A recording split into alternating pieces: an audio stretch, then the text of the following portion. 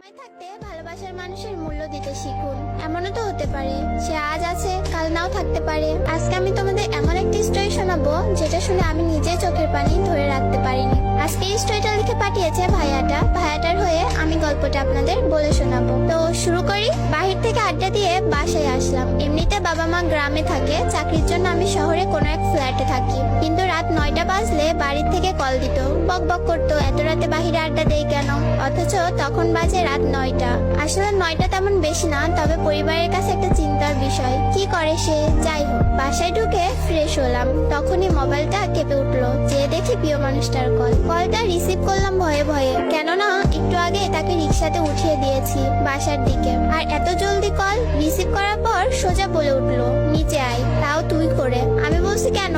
তার একটাই কথা, তুই নিচে নামবি নাকি আমি তোর বাসায় আসবো। বাসায় বারান্দায় গিয়ে দেখি রিক্সা নিয়ে বসা সে। তার বায়না তাকে বাসায় দিয়ে আসতে হবে। বললাম, তুমি আগে কেন বলনি? তার এক কথা, নিচে নামবি না বাসায় ঢুকবো। বাসা থেকে বের হওয়াটা সহজ নয়, কেননা বাড়িওয়ালা করার নির্দেশ রাত 11টার পর বাহিরে থাকতে পারবো না, আর থাকলেও গেট লক হয়ে যাবে, ঢুকতে পারবো না। যাই হোক, রাত বাজে 9টা, হাতে এখনো আরো 2 ঘন্টার সময়। বের হয়ে রিক্সায় উঠে তাকে তার বাসায় নামিয়ে দেয়, আর সে ততক্ষণ আমার কাঁধে মাথা রেখে তার স্বপ্নের কথা বলে যাচ্ছে। দেখতে দেখতে তার বাসার সামনে চলে আসলাম। পরের দিন কল, আজকে কি ঘুরতে বের হবা? আমি বললাম আজ অফিস আছে, তারপরের দিন যাব।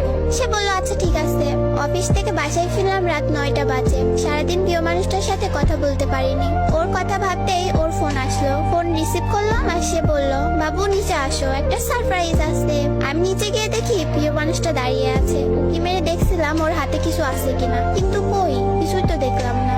ভাবলাম পাগলিটা চুমু খাবার জন্য এসেছে, তাই ওকে চুমু খাবার জন্য ওর দিকে এগিয়ে যাচ্ছিলাম, কিন্তু আমাকে ধাক্কা দিয়ে পিছিয়ে গেল আর বলল, এখন চুমু খেতে হবে না, রাতে অনেক খেতে পারবা। আমি বললাম, রাতে অনেক খেতে পারবো মানে? সে বলল, বান্ধবীর বাসায় থাকার কথা বলে এসেছে, আজ তোমার সাথে থাকবো। আজ তোমার সাথে থাকবো, তোমার বুকে মাথা রেখে ঘুমাবো। আমি একটু রেগে বললাম, উফ, কেউ দেখে ফেলার আগে যাও তো। সে জেদ করতে লাগলো, আমি যাব না, সারারাত এখানে দাঁড়িয়ে থাকবো। আমি বললাম, তোমার যা ইচ্ছা তুমি তাই করো। আমি আমার রুমে চলে আসলাম। কিছুক্ষণ পর জানালার ফাঁক দিয়ে তাকিয়ে দেখলাম সে এখনো দাঁড়িয়ে আছে, মুখ গোমড়া করে, আর কিছু বাজে ছেলেরা ওর দিকে এগিয়ে আসছিল। আমি নিচে গিয়ে ওর হাত ধরে টেনে নিজের রুমে নিয়ে আসলাম। এখন কি করি? বাড়িওয়ালা যদি জানতে পারে আমাকে সোজা বের করে দিবে, তাই ওকে লুকিয়ে রাখলাম। দুজন একসাথে ডিনার করে শুয়ে পড়লাম। পরের দিন ঘুম থেকে উঠে দেখি পাগলিটা আমার বুকে মাথা রেখে ঘুমিয়ে আছে। অনেক মিষ্টি দেখতে আর মায়াবী মুখ, কি আরামেই না ঘুমিয়ে আছে। না জানি কি স্বপ্ন দেখছে। আমি আলতো করে ওর চোখে মুখে আমার হাত বুলিয়ে দিচ্ছিলাম, আর সে আমার হাত ধরে ওর গালের সাথে চেপে ধরে রাখলো, যেন এটা ওর নিজের হাত। আমি হাত সরিয়ে নিতে চাইলাম, কিন্তু সে আরো শক্ত করে ধরে আছে, ছাড়ছেই না। এবার জোর করে হাতটা সরিয়ে নিলাম। তার ঘুম ভেঙে গেল। তাকে বললাম, জলদি বাসা থেকে যেতে হবে, তোমাকে কেউ দেখে ফেলতে পারে। সে বলল, আজ তো তোমার অফিস বন্ধ, তাই আজ সারাদিন তোমার সাথে কাটাবো, সারাদিন ঘুরবো, সন্ধ্যায় তুমি আমাকে বাসায় দিয়ে আসবা। আমি বললাম, আচ্ছা তুমি এখন বাসায় যাও, আমি একটু পরে গিয়ে তোমাকে নিয়ে আসবো। সে বাসায় চলে গেল। আমার কাছে কোনো টাকা নেই, এখন কি করি? তাকে নিয়ে সারাদিন ঘুরবো, যদি কিছু আবদার করে না দিয়ে তো পারবো না। আমি আমার বন্ধুর কাছ থেকে 1000 টাকা ধার করলাম। ওর বাসার সামনে গিয়ে ওকে ফোন করলাম। আজ একটু অন্যরকম করে সেজেছে সে, এর আগে কখনো এভাবে সাজেনি, তাই কিছুক্ষণ হা করে তাকিয়েছিলাম ওর দিকে। সে বলল, কি দেখছো অমন করে? আমি বললাম, আজ তোমাকে অনেক সুন্দর লাগছে, চোখ সরাতে পারছি না। সে মিষ্টি একটা হাসি দিয়েই বলল, দেখতে হবে না, বউটা কার?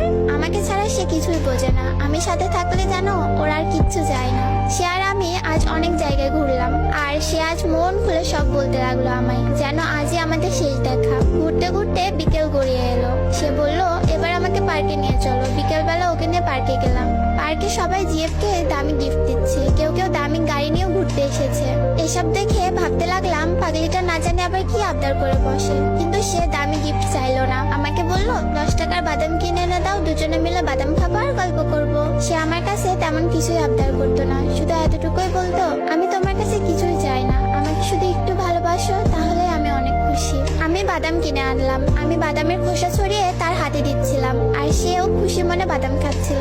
সে আমাকে বলল, আচ্ছা জান, দেখো আমরা কত খুশি এখন, এভাবে যদি সারা জীবন একসাথে থাকতে পারতাম কতই না ভালো হতো বলো। আমি বললাম, থাকবো, দেখো একদিন তোমার তোমাকে আমার বউ করে আনবো, সারা জীবন একসাথে থাকবো। কথাটা শুনেই সে আমাকে শক্ত করে আমার হাতটা ধরলো। আমরা হাঁটতে হাঁটতে পুকুর পাড়ে গেলাম। পুকুর পাড়ে বসে দুজনে গল্প করতে করতে কখন যে সন্ধ্যা গড়িয়ে এলো বুঝতেও পারলাম না। এবার তাকে তো তার বাসায় দিয়ে আসতে হবে, কিন্তু সে যেতে চাচ্ছে না।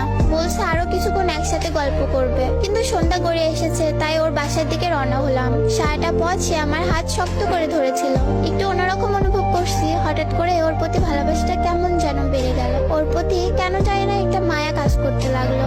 হাঁটতে হাঁটতে ওর বাসার সামনে চলে এলাম। এবার সে আমার কপালে একটা চুমু খেলো আর বলল, এবার তুমি দাও। আমিও তার কপালে একটা চুমু দিলাম। আমাকে বিদায় জানিয়ে সে বাসার ভেতরে ঢুকে পড়লো। আমিও আমার বাসার দিকে রওনা হলাম। বাসায় গিয়ে ফ্রেশ হয়ে ডিনার করে ঘুমিয়ে পড়লাম। পরের দিন সকালে তার কথা ভেবে ফোনটা হাতে নিলাম, কিন্তু কোনো মেসেজ নেই। রোজই মেসেজ দিয়ে ঘুম ভাঙাতো, আজ কোনো মেসেজ নেই। মনে মনে ভাবলাম হয়তো ব্যস্ত আছে বা ঘুম ভাঙেনি এখনো। আমি অফিসে চলে গেলাম। বাসায় ফিরে ফোন করলাম, কিন্তু ফোন বন্ধ। রোজ রাতে সে বাসার সামনে এসে দাঁড়িয়ে থাকতো চুমু খাবার জন্য, কিন্তু আজ কি হলো? মনে হয় একটু ব্যস্ত আছে। আমি আমার মতো খেয়ে ঘুমিয়ে পড়লাম। কিন্তু পরের দিন সকালে ঘুম থেকে উঠে ফোনটা হাতে নিলাম। ভাবলাম সে মেসেজ দিছে, হয়তো গুড মর্নিং জানিয়েছে, কিন্তু মেসেজে গিয়ে কোনো মেসেজ পেলাম না। তখন বুকের ভেতরটা একবার ধুক করে উঠলো। আমি তাকে বারবার ফোন করার পরও ফোন বন্ধ পাচ্ছিলাম। বুঝতে পারলাম কিছু হয়েছে। ছুটে গেলাম ওর বাসার দিকে, কিন্তু গিয়ে দেখি ওর বাসার বাহিরটা তালা দেওয়া। পাশের বাসার আপিকে জিজ্ঞেস করলাম। আপি বলল এই বাসায় কোনো একজন খুব অসুস্থ, তাই তাকে সবাই হসপিটালে নিয়ে গেছে। আমি হসপিটালে গিয়ে দেখি তার বাবা মা ওখানে বসে বসে কাঁদছে। আমি তাদের জিজ্ঞেস করলাম, আঙ্কেল আন্টি কি হয়েছে, কাঁদছেন কেন? ওনারা আমাকে চিনতে পারেনি, তাই কোনো কথা না বলে কান্না করে যাচ্ছে। ডক্টরকে জিজ্ঞেস করলাম, স্যার ওনাদের কি হয়েছে, কাঁদছে কেন? ডক্টর বলল ওনাদের মেয়ের ক্যান্সার ধরা পড়েছে। এই কথা শোনার পর আমার হাহাকারটা আরো বেড়ে গেল। আমি রুমের দরজার কাছ দিয়ে ভেতরে তাকালাম। ভেতরে আমার মানুষটা শুয়ে আছে। তখন খুব ইচ্ছা করছিল ভেতরে গিয়ে তাকে জড়িয়ে ধরতে, তার কপালে একটা চুমু খেতে, কিন্তু বাইরে ওর মা বাবা, তাই পারিনি। আমি আর কোথাও যাইনি তাকে ছেড়ে। যদি ওর কিছু হয়ে যায়, হসপিটালের বাইরেই অপেক্ষা করতে লাগলাম পাগলিটার জন্য, আর প্রার্থনা করতে লাগলাম।